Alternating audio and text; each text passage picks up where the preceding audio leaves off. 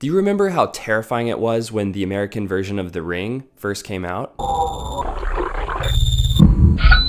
I certainly do. This is the third in a series of videos where we break down various different scenes from The Ring from a director's standpoint, and I make the case as to why this is one of the best films that's ever been made. If you're new here, I'm Jordan, and welcome back to my channel. I'm a narrative writer, director, and producer, and have been working in LA for the last 10 years. This channel is all about filmmaking techniques, the philosophy of art, creative and technical workflows, and what filmmaking can teach us about life. There are so many different reasons why The Ring is an absolute masterpiece, but in this video, I really want to break it down from a director's standpoint and really analyze the direction and how I believe it's completely unmatched by director Gore Verbinski, who's also one of my favorite directors. So let's get into it. In the last two videos, we introduced the origin of the American remake of The Ring from the original Japanese version called Ringu. We also discussed the opening scene and the introduction of our protagonist Rachel, played by Naomi Watts, along with the best jump scare in all of cinema.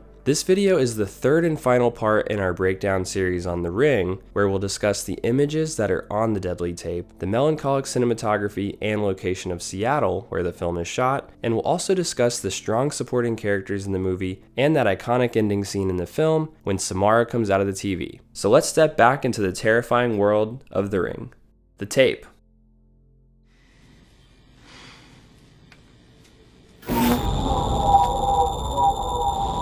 I love that this sound fully identifies for the audience that somebody is watching the tape. That tape has its own sonic identity. And again, this is such an iconic sound. I feel like sometimes in my everyday life, I'll still hear this sound or something similar, and it brings me right back to this movie because of how distinctive they did for the sound design for that.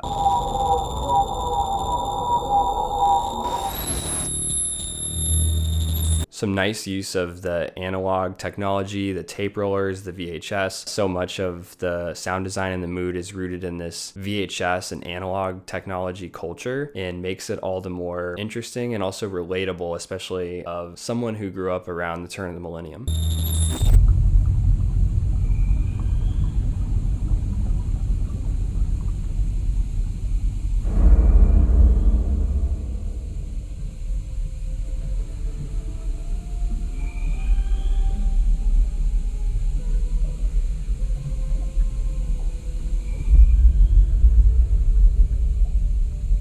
Already, we're about halfway through the tape that everybody talks about. I love that there's so much build up to this tape until Gore finally has it actually play out on screen for the first time. I think in the hands of a lesser filmmaker, they would have showed us the tape much earlier in the film, defeating the build up of what is actually on it because there's so much conversation about it. But up until now, until Rachel watches it herself, since we are following her POV through this story, it makes sense that we're only now seeing the tape for the first time when she as a character is putting it in for the first time.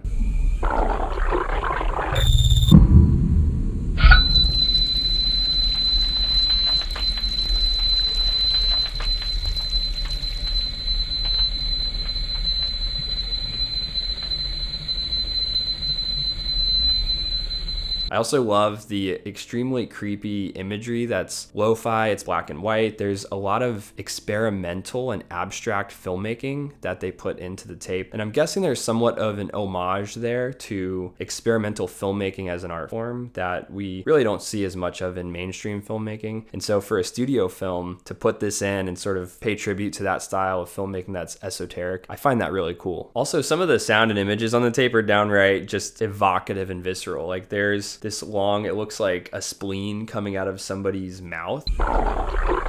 And it's shot in a very gritty music video way that you probably would see from like a Marilyn Manson video in the 1990s. But I think that's what makes it evocative is we feel a gut reaction when we see it, and the sound of the screech further makes you feel just uncomfortable. So I love that all of the things you see in this are also relevant. They're not just random images to creep you out. Later on, they'll pay off how almost every single image you see in this tape, and this is the longest you see of the tape in the whole film, which I think is also a smart decision. They don't keep hitting you over the head with it, so you don't get sick of seeing the images, and they're more potent that way too when you don't show it to us that often. Just the sound design alone, the screech and the uncomfortable imagery, and some of it's just downright odd, not necessarily disturbing, but just weird, bizarre, completely unexpected, which I think is great.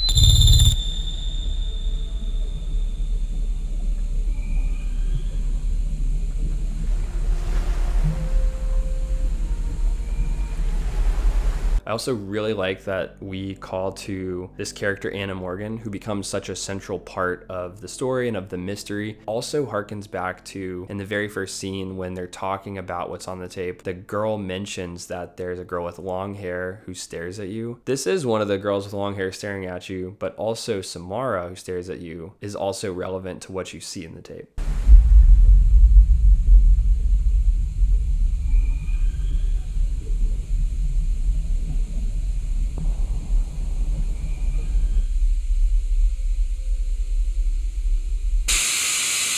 Let me just point out, that's one of the most gorgeous shots I've seen in anything. And it's really interesting that it's inside the world of the videotape. But that image of Anna Morgan at the edge of the cliff, throwing herself off in slow motion as we dolly up to the cliff on the hillside, just a beautiful image that I think is just absolutely artistic to the core. So I don't know how they pulled that off. I don't know how they actually shot this video or how they converted it, but you're seeing all this stuff was actually shot. And we hardly ever see Naomi Watts' reaction throughout this whole sequence. I think that's a smart choice because we almost want to be fully immersed in this. We need to see what's on it so that we can start to be an active investigator in the mystery ourselves as an audience member.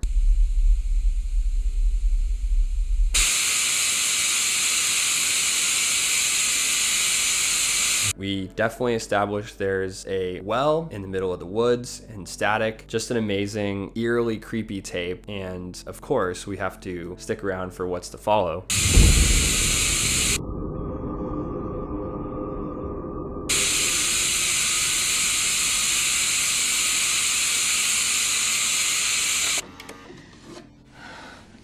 Again, just some incredible photography here from Bojan Bazelli, who was the cinematographer. This amazing shot of this Japanese maple tree with the sun coming over the hill, the time lapse, just incredible.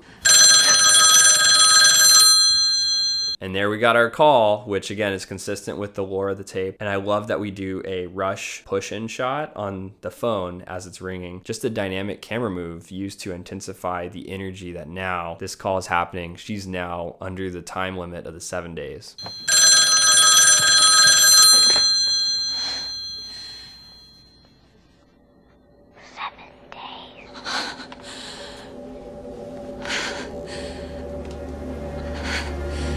Okay, what's great about this is we hear the word 7 days, again, consistent with the lore. But now we realize that Rachel is now under the time limit of the 7 days until it comes for her too. So now she has a ticking clock. And this is also the moment I think Rachel realizes this is all real and this is also not a joke as well. One thing that's really interesting is that throughout this film, there's so much talk about the lore of this tape and the urban legend of it that most of the characters really don't believe it until they actually see it for themselves. So there is kind of that whole idea of curiosity killed the cat running through this. And so even though Rachel hears all these things about this tape and all the other people who hear about it, not one person is actually afraid or questions if they should actually watch or not. They just watch it and think, oh, I'll be fine, until they're not. The rear window scene.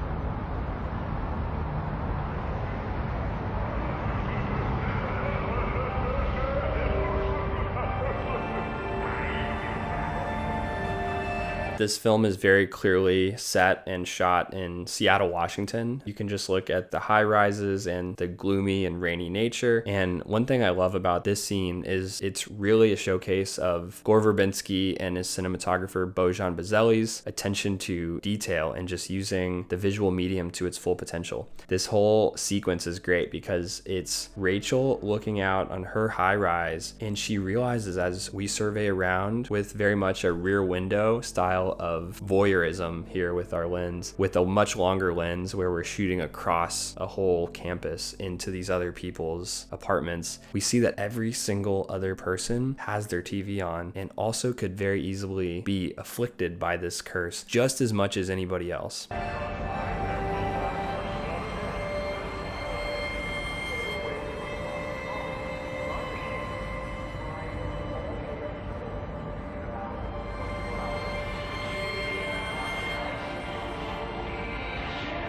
every single person in the apartments that we're surveying, as we pan across very slowly, it's clear that what they're watching on the TV is something totally different, but they're all doing something else as they have the TV on. So it's just a very interesting meditation on how we always have our TV on, even if we're not watching it. It's such a presence in our lives that this is very much something that could totally take over. I think this scene, beyond just being beautifully shot for the audience, I think is really showcasing for Rachel's point of view, because again, we're shooting this scene as she's surveying from a lens that makes it look like it's from her point of view on the balcony. Again, putting us in the headspace of Rachel, which is smart. I think it's her realizing how much of a hold this curse could really take and how easily and quickly it could spread to anyone out there who has a TV and would be curious enough to watch, and how much this really controls our lives. There's also just some incredible framing here. Two different TVs on top of each other. There's very much this nice geometry to the way they framed this.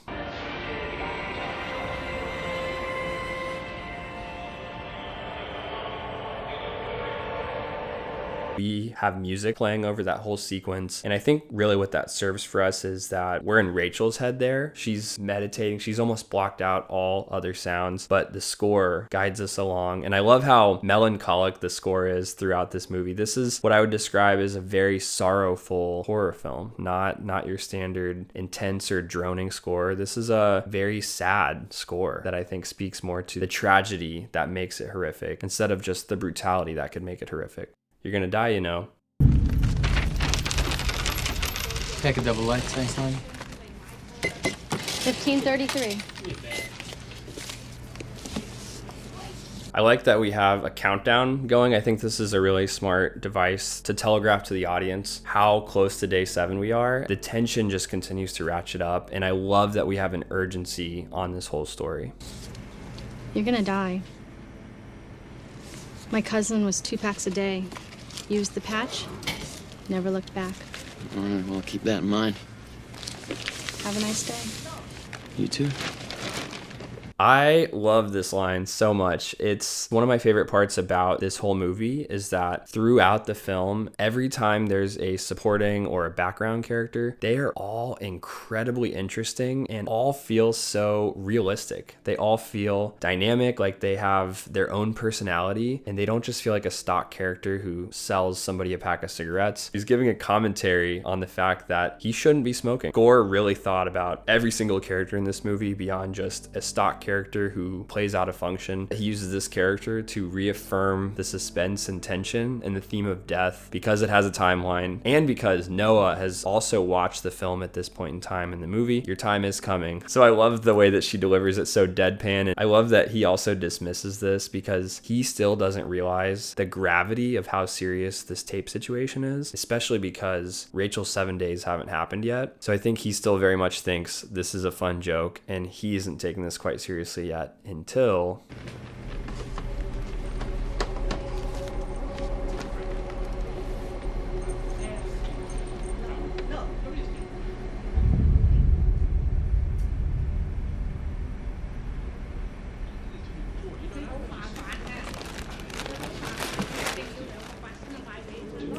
the distorted face in the videotape and in photos is the dead giveaway that that person has seen the tape and only has 7 days until they're dead. A second later, after he dismisses the cashier, he gets a dose of real suspense that actually starts to make him question things a little bit. I like that we again leave the scene with a button of maybe he should be a little more concerned, just in the same way that Rachel should have been early on when she has the conversation with the teacher. I really like that Gore constantly showcases where characters are.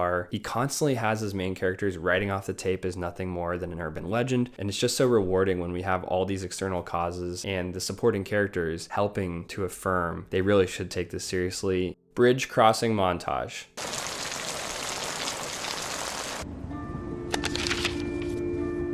You could almost draw a line through her life. On one side, there's this happy woman who spends her time with her husband, riding horses. Everything's sheltered, protected, and comfortable. This is one of my favorite filmmaking techniques that I have seen in any films used, but I think they do it particularly well in The Ring. So what's happening here is, in a way to truncate time and use what I call narrative economy to speed things up and essentially deliver a version of a montage. What they're doing is they start the audio of a conversation where we see where the audio is starting, which is in the car. They're driving. We establish that they're going to be driving. And what they do is, once they start the audio, they cut to a picture book to show this is also something she's looking at in the car while Noah's driving. And I also like that they establish who's driving, who's not, so this all makes sense logically. And we have this incredible helicopter shot where we're flying over this beautiful lake and everything's gloomy. It really does set the tone for this gloomy, wet world that feels so specific to The Ring. And as they're driving, they're crossing over a bridge as we're not only going over the water, but we cross over the bridge. And at that same time, what that's doing is multiple things all at the same time. It's showcasing that they're driving, they're traveling out to this further area to do further investigating. It also establishes an idea of where they are geographically, but also what it's doing is it's showcasing with these overlays of the scrapbook of Anna Morgan, one of the women we see in the tape. And so we're also getting backstory on Anna Morgan and her life and the horses, while we're showcasing this visually stunning shot of them driving in the car going to a certain location that we're about to reveal. So I love this as a filmmaking device. I think it's just such a smart way to create a montage, since we're basically in our act 2 about to move into act 3, and this really is the part of the film where it's hardest to keep interesting and viewers start to tune out. So this is such a smart way to keep people visually engaged by using smart editing and filmmaking techniques to keep us engaged. Her face, there's light, there's pride. But then one day something happens, and she takes this hard corner and the light goes out. And then she ends up at Eola County Psychiatric, all alone.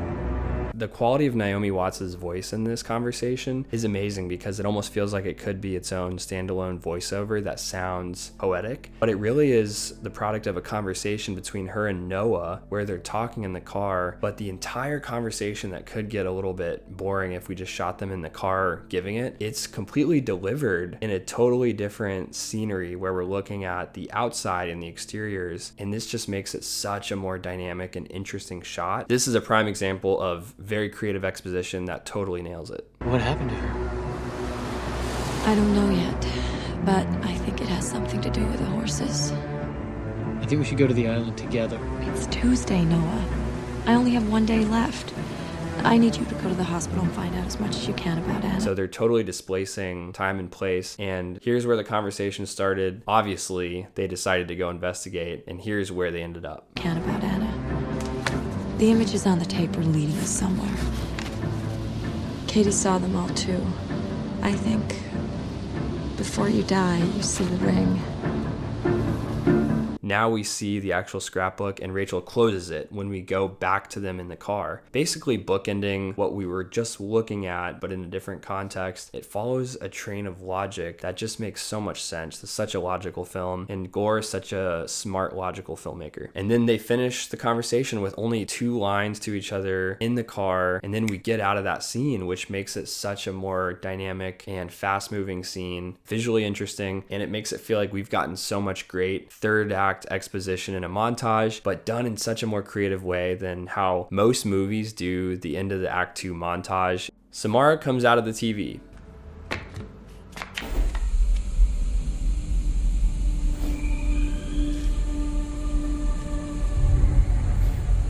Immediately, we have the sound of the whisper keening. That's the sonic identity. She's nearby. Samara's close. Watch out. Pick up the phone, Noah. Come on, pick up. I also love that the phone ringing in this context is actually from Rachel, who is trying to warn him, trying to help him. And of course, this time he doesn't pick up the phone. Instead, he stays paralyzed.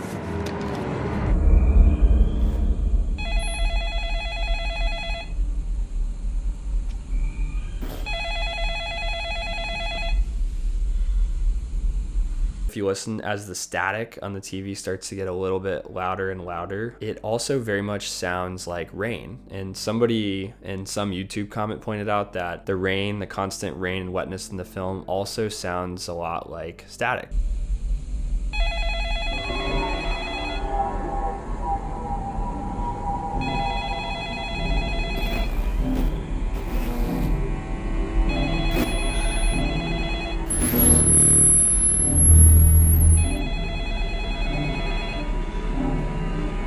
This is such an iconic scene. I remember the first time I saw this where you're looking at the well for so long. I don't think anyone really knew what we were supposed to be looking for. It just looked like a well in a field that looked staticky. And I remember the first time I saw the girl start climbing out of the well, it was one of the most shocking things I'd ever seen. I think just because it's so unexpected. You don't really see it coming. And there's such a slow burn of her getting closer and closer to the screen, and kind of like, well, she's getting closer, that's creepy, but she's in a TV, so there can only be so much danger, right? Come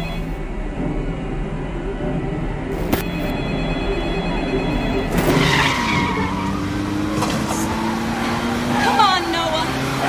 Pick up the goddamn phone!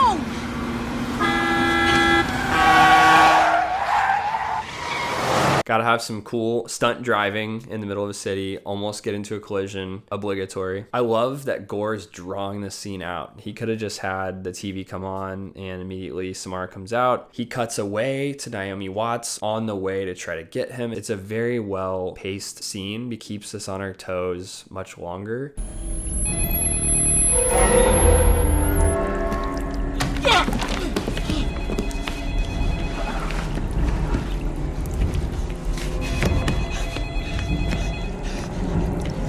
Is just inside the TV, right? Wrong. I remember when I saw this for the first time, I was probably 8 years old. I was completely shocked. I think it's one of those iconic moments in a movie, and it's such a symbolic and metaphorical scene because we're watching a screen and he's watching a screen and she's coming out of the screen. So I think there's this level of our brains going, well, if she could come out of that screen, why couldn't she come out of this screen? And it basically is that idea of what you're watching on TV transcends into the real world, which I think is pretty scary.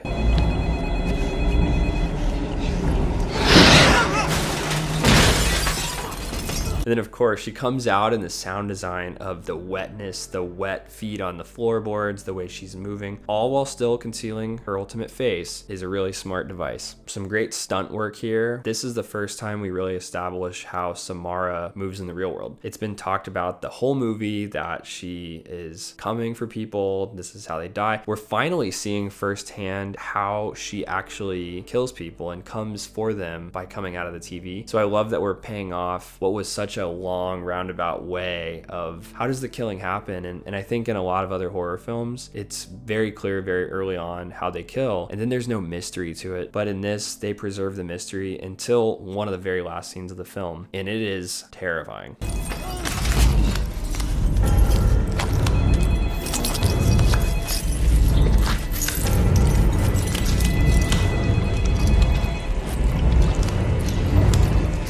The effects are still very solid as far as Samara. I mean, I think the point is she is supposed to look like a product of VHS and analog. I like that Gore is kind of layering on all of these gross elements. He's adding a lot of sound and blood and things that are really leading us up to this ultimate finale that we're waiting for.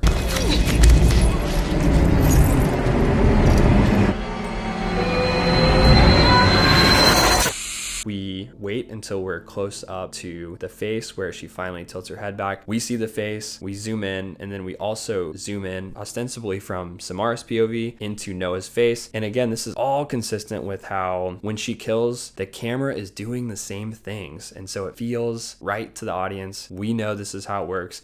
The ending scene. She never sleeps. You take one person's tragedy and force the world to experience it. You spread it like sickness.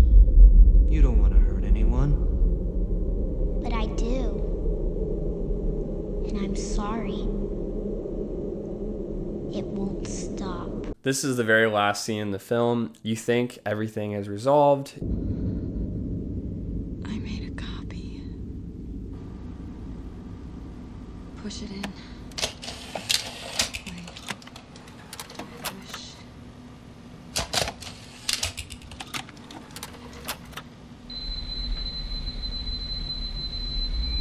going to keep going, isn't it? She'll never stop.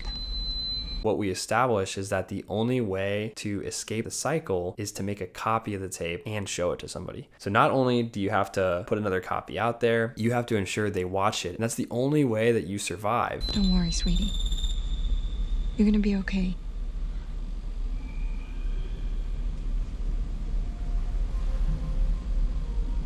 What about the person we show it to? What happens to them?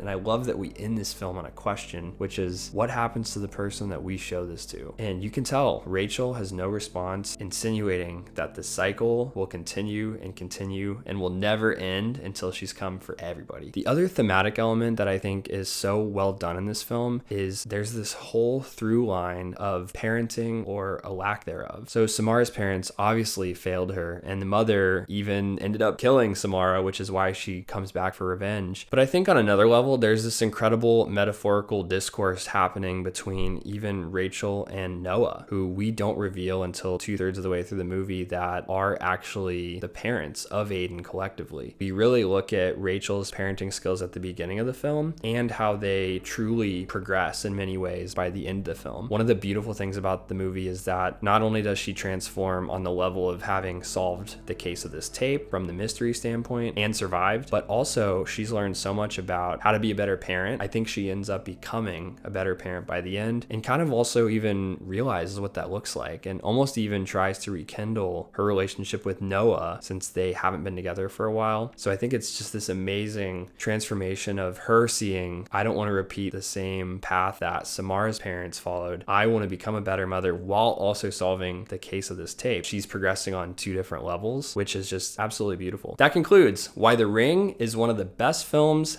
ever made. So what do you think? Comment below with your thoughts on The Ring, or let me know what your favorite memory is from the first time that you watched it. I hope you enjoyed discussing all of the terrifying moments in the film and why it's one of the best films ever made. And if you haven't already, be sure to check out parts 1 and 2 in this series, which you can find here.